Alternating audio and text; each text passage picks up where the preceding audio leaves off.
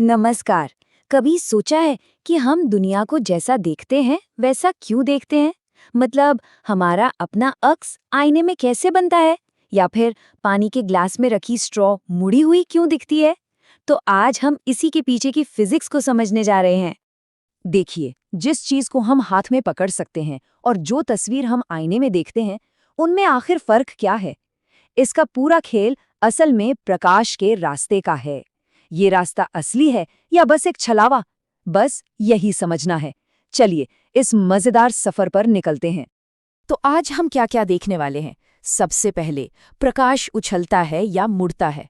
फिर समझेंगे कि ये वास्तविक और आभासी दुनिया क्या होती है। इसके बाद हम प्रकाश का रास्ता बनाना सीखेंगे और फिर देखेंगे कि जब प्रकाश मुड़ता है तो क्या होता है। और आखिर में, ये सब हमारी अपनी दुनिया में कैसे काम करता है। तो चलिए शुरू करते हैं पहले सवाल से। प्रकाश उछलता है या मुड़ता है? जब भी लाइट किसी सतह से टकराती है ना, तो उसके पास मोटे तौर पर दो ही ऑप्शन होते हैं। या तो वो वापस आ जाए या फिर रास्ता बदलकर आगे निकल जाए। देखिए, जब प्रकाश उछलकर वापस आता है तो उसे हम कहते हैं परावर्तन यानी रिफ्लेक्शन। बिल्कुल वैसे ही जैसे आईने में होता है, जिससे इमेज बनती है। और जब वो मुड़कर आर पार निकल जाता है तो उसे कहते हैं अपवर्तन यानी रिफ्रैक्शन। इसी की वजह से चश्मे और कैमरे के लेंस काम करते हैं। तो अभी के लिए हम अपना पूरा ध्यान परावर्तन पे लगाते हैं। ठीक है, अब आते हैं सबसे दिलचस्प हिस्से पर, वास्तविक बनाम आभासी दुनिया। इसमें अनोखी बात यह है कि सिर्फ इमेज ही नहीं, बल्कि जिन चीजों की इमेज बन रही है यानी वस्तुएं, उन्हें भी वास्तविक या आभासी कहा जा सकता है। तो पहले समझते हैं कि वस्तु यानी ऑब्जेक्ट क्या है। सीधी सी भाषा में ये वो पॉइंट है जहां से प्रकाश की किरणें मिरर की तरफ आ रही हैं। या तो वो किरणें असल में वहां मिल रही हैं या फिर मिलती हुई लग रही हैं। बस इसे प्रकाश का सोर्स मान लीजिए। और प्रतिबिंब यानी इमेज, ठीक उसी तरह ये वो पॉइंट है जहां मिरर से टकराकर जाने वाली किरणें या तो असल में मिलती हैं या फिर मिलती हुई महसूस होती हैं। सीधी बात, ये वो फाइनल तस्वीर है जो बनती है। तो सबसे बड़ा सवाल, असली और नकली मतलब वास्तविक और आभासी में फर्क क्या है? देखिए, अगर लाइट की किरणें सच में एक जगह पर एक दूसरे को काटती हैं तो जो इमेज बनेगी वो होगी वास्तविक। इसे पर्दे पर उतारा जा सकता है, जैसे सिनेमा हॉल में फिल्म। लेकिन अगर किरणें असल में नहीं मिलती और हमें उन्हें पीछे की तरफ खींचकर मिलाना पड़ता है तो वो इमेज होती है आभासी। इसे पर्दे पर नहीं उतार सकते। सबसे बढ़िया उदाहरण, घर का आईना। आईने के अंदर जो दिखता है वो एक आभासी छवि है। तो ये तो हुई थ्योरी।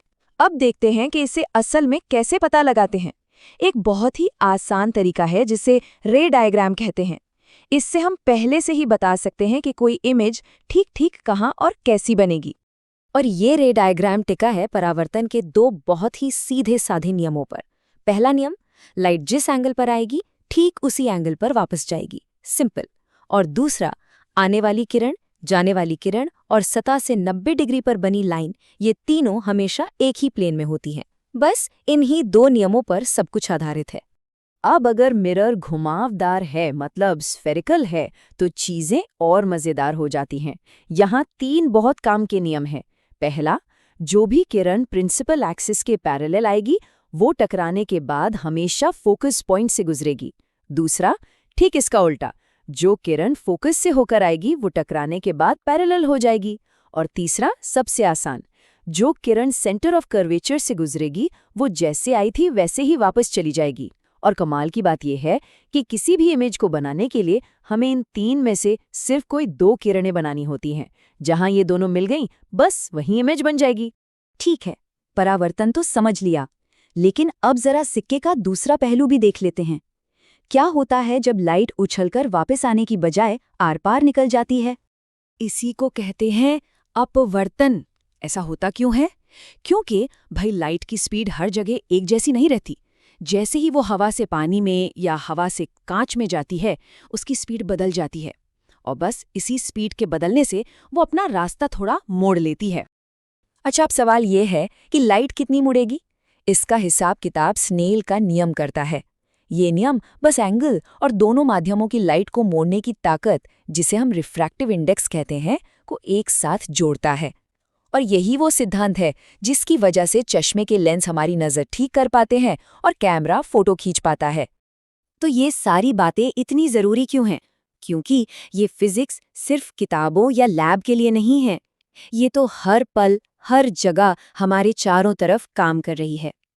तो संक्षेप में कहें तो परावर्तन यानी लाइट का बाउंस होना और अपवर्तन यानी लाइट का बेंड होना। वास्तविक इमेज तब बनती है जब किरणें सच में मिलती हैं और आभासी तब जब वो मिलती हुई लगती हैं। रे डायग्राम वो टूल है जिससे हम इमेज की भविष्यवाणी करते हैं और इन्हीं सब कॉन्सेप्ट से हमारे आईने, चश्मे और कैमरे काम करते हैं। असल में हमारी अपनी आंखों के अंदर जो लेंस है वो भी तो अपवर्तन के इसी सिद्धांत पर काम करता है। तो जाते जाते एक सवाल छोड़ जाते हैं। कभी अगर दो पैरेलल आईनों के बीच खड़े हों तो अनगिनत परछाइयां दिखती हैं, है ना? सोचिएगा कि उन सारी छवियों में से कौन सी एक वास्तविक व्यक्ति पर आधारित है। इस चर्चा में शामिल होने के लिए धन्यवाद।